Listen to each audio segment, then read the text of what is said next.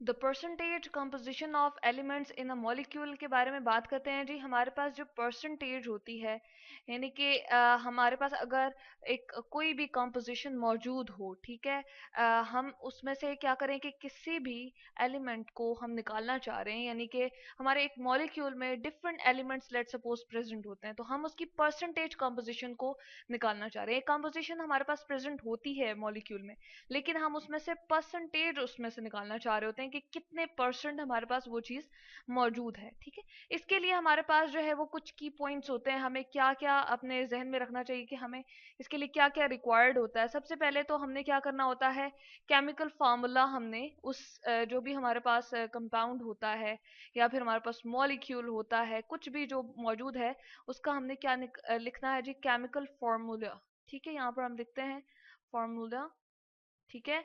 और उसके बाद हम क्या करते हैं जी, इस तरह से भी लिख सकते हैं और हम यूं भी लिख सकते हैं। नेक्स्ट स्टेप हमने क्या करना होता है, हमने ये करना होता है कि हमें उसके बारे में जो है रिलेटिव मॉलिक्यूलर मास का पता होना चाहिए, यानी कि उस मॉलिक्यूल में जो जो एलिमेंट हमारे पास प्रेजेंट है उसका रिलेटिव एटॉमिक मास जब हमें पता होगा, तो हम उन सबको ऐड करके उसका मॉलिक्यूलर रिलेटिव मॉलिक्यूलर मास जो है वो हम लिख सकते हैं। तो हम यहाँ पर लिखते हैं जी रिलेटिव मॉलिक्यूलर मास के लिए एम आर, ठीक है। रिलेटिव, ये आर जो सबस्क्रिप्ट में मैंने लिखा है, इसका मतलब ये है रिलेटिव, और एम फॉर कैपिटल एम जो मैंने लिखा है मॉलिक्यूलर मास, तो रिलेटिव मॉलिक्यूलर मास हमें पता होना चाहिए, ठीक है, वो हम लिखते हैं। और उसके बाद हम क्या करते हैं, जो थर्ड चीज हमें रिक्वायर्ड होती है, वो हमें ये रिक्वायर्ड होती है कि हमने टोटल जो मास होता है, ठीक है, हर एक एलिमेंट का, यानी कि मॉलिक्यूल में बहुत सारे एलिमेंट मौजूद होते हैं ना, उसकी हमने परसेंट निकालनी होती है, ठीक है। हमने क्या करनी होती है, हम लेते हैं रिलेटिव मॉलिक्यूलर मास, ठीक है। और फिर हम क्या करते हैं, जो हमारे पास डिफरेंट एलिमेंट्स बीच में मौजूद होते हैं, जिस तरह एक किसी एलिमेंट की हमने कंपोजिशन निकालनी हो, परसेंटेज कंपोजिशन निकालनी हो, तो वो हम ऊपर लिखते हैं। उसके बाद नीचे हम रिलेटिव मॉलिक्यूलर मास लिखते हैं, ठीक है, जो कि टोटल रिलेटिव मॉलिक्यूलर मास हमारे पास उस कंपाउंड का होता है, और फिर मल्टीप्लाई करते हैं उसको 100 से, ठीक है। तो इसको मैं फॉर्मूले की फॉर्म में हम यहाँ पर अगर लिखें तो हमारे पास किस तरह से आ जाएगा जी, अगर मैं लिखूं परसेंटेज हमें निकालनी होती है, यहाँ पर मैं लिखती हूँ जी परसेंटेज ऑफ एलिमेंट, हम जो है थर्ड काम क्या करते हैं, परसेंटेज ऑफ एक स्पेसिफिक एलिमेंट की जो हम निकालते हैं, उसका यहाँ पर हम फॉर्मूला लिख देते हैं। एलिमेंट हम किस तरह से निकालते हैं, हमें उसके लिए क्या क्या चीजें मौजूद होनी चाहिए, क्या क्या चीजें पता होनी चाहिए जी, ठीक है। सबसे पहले तो उसका रिलेटिव एटॉमिक मास हमें पता होना चाहिए, ठीक है। जैसे हाइड्रोजन की अगर हम बात करते हैं, ठीक है, उसकी परसेंटेज कंपोजिशन निकालना चाह रहे हैं, तो हमें उसके रिलेटिव एटॉमिक मास का पता होना चाहिए, ठीक है। किसी भी एलिमेंट का, अगर सल्फ्यूरिक एसिड में हम काम कर रहे हैं या हम जो है वाटर के अंदर काम करना चाह रहे हैं, तो हमें ऑक्सीजन का भी और हमें हाइड्रोजन का भी, दोनों का जो है रिलेटिव एटॉमिक मास जो है वो पता होना चाहिए, ठीक है। तो सबसे पहले हमारे पास जो है वो चीज ये आ गई। उसके बाद हम क्या करते हैं, number of atoms in a formula हमें पता होना चाहिए, ठीक है। जैसे H2O मैंने लिखा था जो कि वाटर था, ठीक है, तो उसमें हमारे पास नंबर ऑफ हाइड्रोजन कितने हैं, किसी एक एलिमेंट की जब हम बात करें, चले हाइड्रोजन की बात करते हैं, तो हमें क्या लेना पड़ता है जी, हाइड्रोजन लेना पड़ता है, और वो कितने हैं, 2 हैं, तो हमें यहाँ पर 2 लिखना पड़ेगा। जबकि उसका रिलेटिव एटॉमिक मास हाइड्रोजन का अगर हम यहाँ पर जस्ट सपोज करें, वो क्या लेना पड़ेगा, 1, तो इसकी जगह हम 1 पुट कर देंगे और इसकी जगह हम 2 पुट कर देंगे, क्योंकि H2O में हमारे पास हाइड्रोजन की तादाद कितनी है जी, 2 है। जबकि ऑक्सीजन के केस में यहाँ पर क्या आएगा, 1 आएगा और रिलेटिव एटॉमिक मास की जगह 16 आएगा, ठीक है। तो ये एक हम जो है वो इस तरह से एक खास एलिमेंट की निकालने की कोशिश करते हैं, इस तरह से। और उसके बाद हमें डिवाइड किससे करना पड़ेगा जी, हमें डिवाइड करना पड़ेगा, हम यहाँ पर चलें एक बार ले आते हैं डिविजन के लिए, ठीक है। यहाँ पर हमारे पास आ गई, ठीक।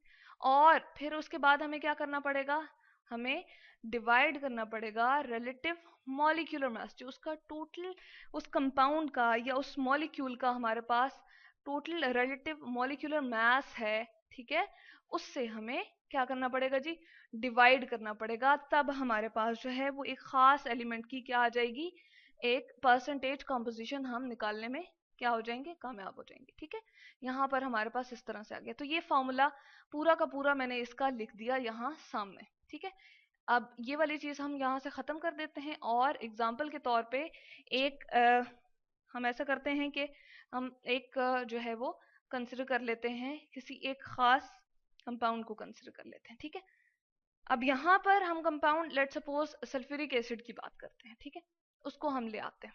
यहाँ पर हम लिखते हैं जी H2SO4। ठीक है, परसेंटेज ऑफ मैं यहाँ पर लिखती हूँ जी, हमने किसकी निकालनी है, हाइड्रोजन की। ठीक है, इसी तरह से हमने निकालनी है सल्फर की। ठीक है, और इसी तरह से हमने निकालनी है किसकी जी, ऑक्सीजन की। तो परसेंटेज ऑफ मैं यहाँ पर लिखती हूँ हाइड्रोजन के लिए, चले मैं H लिख देती हूँ यहाँ पर। ठीक, और इसके इक्विवेलेंट ही हम यही वाली चीज करते हैं जो हमने यहाँ पर की, बिल्कुल सेम हमें ये करना पड़ेगा जो हमने ऊपर किया जी। ठीक है, तो अब हम क्या ले आएंगे, हाइड्रोजन के लिए हमारे पास चूंकि सल्फ्यूरिक एसिड में कितने हैं जी, इसका एटॉमिक रिलेटिव एटॉमिक मास हमारे पास हाइड्रोजन का कितना होता है, 1, यहाँ 1 पुट कर देंगे। ठीक है, और नंबर ऑफ हाइड्रोजन हमारे पास कितने हैं जी, चूंकि 2 हैं तो यहाँ हम 2 पुट करना पड़ेगा। और इसका जो रिलेटिव मॉलिक्यूलर मास होता है मैं यहाँ पर लिख देती हूँ जी, mr, जो हमारे पास इसके लिए H2SO4 का टोटल होता है वो कितना होता है जी, 98। ठीक है, तो हम डिवीजन में लिखेंगे 98। ठीक है, जब हम ये कैलकुलेशन करेंगे तो हमारे पास आंसर क्या आ जाएगा जी, इसको मैं यहाँ से हटा देती हूँ। हमारे पास आंसर आ जाएगा, हम जब इसको डिवाइड करेंगे, और सॉरी लास्ट में यहाँ पर मैंने ये लिखा नहीं, यहाँ पर हम लोग इसको मल्टीप्लाई बाय 100 कर, क्योंकि परसेंटेज हम निकाल रहे हैं ना, तो इसलिए हमें 100 से क्या करना पड़ता है, मल्टीप्लाई करना पड़ता है। ठीक है, तो यहाँ से हमारे पास आ जाएगा क्या, हमारे पास आ जाएगा 2.04% हमारे पास इसमें हाइड्रोजन है, ये इसकी परसेंटेज आ गई। उसके बाद परसेंटेज ऑफ हम क्या निकालना चाह रहे हैं, सल्फर। अब हम सल्फर की निकाल लेते हैं।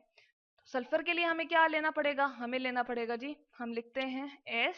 ठीक है, अगेन सेम वही वाली सिचुएशन। और अब हमें क्या लेना पड़ेगा, अब हम इसको ही यहाँ से कॉपी कर लेते हैं, सेम यही वाली चीज, लेकिन सिर्फ हमारे पास जो चेंजिंग्स आ जाएंगी वो क्या आएंगी, सल्फर का जो हमारे पास मास आ जाएगा, रिलेटिव एटॉमिक मास, वो हमारे पास क्या आएगा जी, वो हमारे पास आ जाएगा, हम लिखते हैं यहाँ पर 32। ठीक है, यहाँ पर लिखते हैं जी 32, और जबकि हमारे पास सल्फर की तादाद क्या है, 1 है, तो हम यहाँ से हटा देंगे और लिखेंगे 1। ठीक है, तो ये हमारे पास मल्टीप्लाई बाय 1 आ जाएगा, और नीचे 98 हमने वैसा का वैसा ही डिवाइड करना है जिस तरह से हमने ये फॉर्मूले में देखा था। ठीक है, तो यहाँ से हमने रिलेटिव, क्योंकि हमने बताया मॉलिक्यूलर मास जो टोटल है वो 98 है, जब हम ये मल्टीप्लिकेशन करेंगे, सॉरी डिवीजन करेंगे, और फिर उसके बाद ये वाला सारा का सारा हम प्रोसेस के ऊपर भी अप्लाई करेंगे।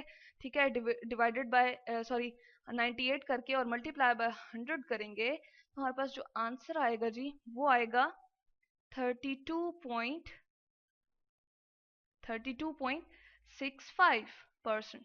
ठीक है, तो इस तरह से हमारे पास ये परसेंटेज निकल आई। ठीक है, उसके बाद हम लास्ट जो परसेंटेज निकालेंगे वो किसकी निकालेंगे जी, ऑक्सीजन की निकालेंगे। ठीक है, और ऑक्सीजन की निकालने के लिए हमें क्या करना पड़ेगा, हमें यही वाला प्रोसेस अगेन जो है वो रिपीट करना पड़ेगा। मैं यहाँ पर लिख देती हूँ परसेंटेज ऑफ ऑक्सीजन।